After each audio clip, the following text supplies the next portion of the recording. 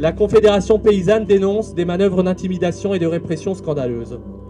Celles et ceux qui devraient aujourd'hui rendre des comptes, ce sont les responsables qui permettent la confiscation de l'eau pour les intérêts de quelques-uns, faisant fi de la situation climatique, de la sécheresse, du droit et de l'intérêt général dans la gestion de l'eau partout en France.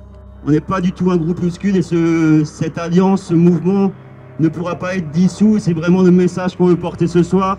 On a réussi à toucher là où ça fait mal, on a réussi à s'organiser tous ensemble malgré des petites différences forcément, mais on a réussi à se regrouper entre syndicats, entre associations, entre jeunesse révoltée. On a réussi à rassembler, c'est bien le but des soulèvements de la terre, c'est de ramener du monde à des endroits pour des petites luttes locales qui ont besoin de tout ce monde. Donc gardons cet ADN. Attaque et plusieurs associations sont dans le viseur du gouvernement. Stop à la criminalisation du mouvement social et écologique. Peut-on encore désobéir? Nous sommes ici réunis maintenant pour soutenir les soulèvements de la terre, mais aussi se poser la question de la désobéissance et aussi pour arrêter l'autoritarisme et la répression. C'est face à des militants et à des militantes qui se soulèvent pour un monde plus digne pour toutes et tous que le gouvernement se monte et s'exprime par une violence inouïe, comme nous le répétons depuis des mois. Le président préfère s'attaquer aux vivants plutôt que de le protéger. Le vivant sont nous, ce sont les êtres humains, mais ce sont toutes les plantes et tous les animaux. Il n'y a aucune protection envers ce vivant. La gravité du moment que nous vivons doit nous faire réfléchir encore une fois à la manière dont la police se comporte envers sa propre population. La police tue, et tous les jours elle blesse, elle mutile, elle humilie, elle faillit. Elle prend pour cible les citoyennes et citoyens qu'elle s'était engagée à servir, au premier rang desquels les personnes racisées, les personnes qui par leur couleur de peau, leur origine, leur foi, sont la cible prioritaire de la répression. Emmanuel Macron sait pertinemment que la France constitue désormais un dossier auprès de l'ONU en ce qui concerne les violences policières. Néanmoins, hier, ce mardi 27 juin 2023, un automobiliste de 17 ans a été abattu par sa police. Naël était jeune, il était l'avenir de la France et de ce que l'humanité peut produire. Et le gouvernement n'en a encore une fois que faire. Nous ne tairons pas non plus notre indignation devant les réjouissances posthumes de certains et certaines charognards de l'extrême droite qui jubilent de la mort d'un homme. Ces paroles, ces déchets de la pensée humaine, nous les combattrons aussi de toutes nos forces. Nous sommes terriens, nous sommes terriennes et eux ne sont rien.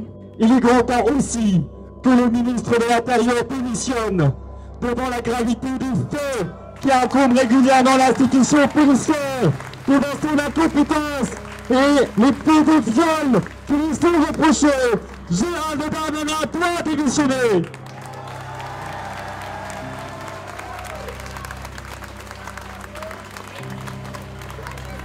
N'oublions pas non plus la répression sur les gilets jaunes, n'oublions pas la répression sur le mouvement ouvrier, sur les travailleurs, les licenciements, et n'oublions surtout pas, mes chers camarades, aussi les morts de la Méditerranée. La Méditerranée, c'est devenu un cimetière. C'est horrible. Et c'est les mêmes pouvoirs, c'est les mêmes qui effectivement aujourd'hui décident. Ils attaquent l'écologie, ils attaquent tout ce qui est progressiste. Il faut l'unité. C'est le seul espoir qu'on a pour effectivement faire barrage à ce gouvernement qui nous mène directement à l'extrême droite. C'est une police qui n'est pas républicaine, qui est au service de la répression, qui est au service non pas des citoyens, parce qu'il faudrait le savoir, si on vous vole votre vélo, ils en ont strictement rien à cirer, et est au service du capital. Ils ont décidé de faire passer leur politique par la répression et par la violence. Ils avaient commencé avant, ils avaient commencé au moment des Gilets jaunes. Et donc, la police est autorisée à tuer par M. Darmanin et par M. Macron. Il faut le dire. Et nous exigeons le châtiment des responsables. Pour le POID, il n'y a qu'une seule voie possible, chasser Macron, chasser ses institutions, chasser Darmanin et plus largement chasser les institutions de la Ve République qui permettent aujourd'hui cette marche à l'état fort. Partout où nous sommes dans des luttes écologiques et sociales, y compris dans les géographies les plus éloignées des quartiers populaires. Chaque fois que nous dénonçons la répression contre nos mouvements, n'oublions jamais que cet état policier s'applique avant tout au sein des territoires colonisés et des quartiers populaires. On vit actuellement sur une planète dont les ressources sont pillées par les capitalistes au détriment de nous toutes et tous et à l'aide de l'État et de sa police. L'État, par son racisme, a volontairement ouvert une brèche dans laquelle il est en train de foncer. C'est un danger pour nos luttes et il est primordial de ne pas se laisser faire. Organisons-nous contre Macron, pour la paix, pour vivre tranquille, que plus aucun enfant ne meure sous les balles. Soyons conscients de notre puissance et utilisons-la pleinement. Nous sommes tous là réunis, après la dissolution des soulèvements, après la mort d'un enfant sous les balles de la police, après des émeutes à Nanterre. Profitons de ce moment pour nous retrouver, pour discuter, pour nous organiser. Merci de m'avoir écouté.